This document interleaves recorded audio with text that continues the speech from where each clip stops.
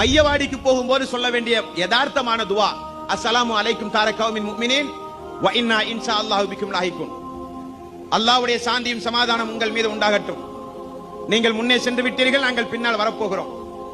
பொதுவான துவா, யா அல்லாஹ், அடங்கிய மக்கள், மரணித்து போன மக்கள், உனக்கு இணை துணைகளை வைக்காமல் உன்னை அஞ்சி அவர்கள் வாழ்ந்திருந்தால் எங்களுடைய துவாவை ஏற்றுக்கொண்டு அவர்களுக்கு நீ கிருபை செய்வாயாக என்று பொதுவான துவா எல்லாத்துக்கும் செய்யலாம்.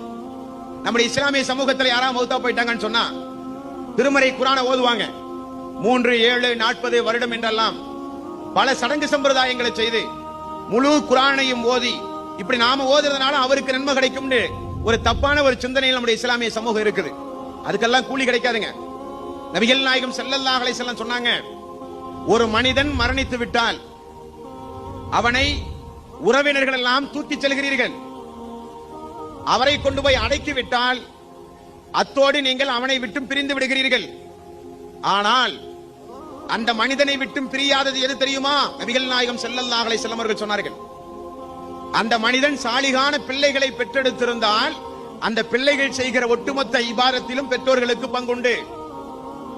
அந்த மனிதன் உயிரோடு வாழ்ந்திருக்கிற காலத்தில் கிணறு வெட்டுதல், பள்ளிவாசல் கட்டுதல் போன்ற நிரந்தரமான நன்மைக்குரிய காரியத்தை செய்திருந்தால் உலகத்திலே வாழுகிற மக்கள் அதில் பயன்பெறும் காலமெல்லாம் அதிலும் உங்களுக்கு பங்குண்டு. நாயகம் ஸல்லல்லாஹு அலைஹி வஸல்லம் அவர்கள் சொன்னார்கள், மரணித்து போன நபர்களுக்கு நாம தொழுதா அந்த கூலி அவர்களுக்கு கிடைக்காது, நாம நோன்பு வச்சா அந்த கூலி அவர்களுக்கு கிடைக்காது, நாம தர்மம் செஞ்சா அந்த கூலி அவர்களுக்கு கிடைக்காது. அவரவர்களுக்கு உரிய கூலி அவரவர்கள் உலகத்தில் வாழும் போது செஞ்சுக்கணும். பெற்றோர்களுக்கு மட்டும் விதிவிலக்கு என்று நபிகள் நாயகம் ஸல்லல்லாஹு அலைஹி வஸல்லம் அவர்கள் கூறியிருக்கிறார்கள்.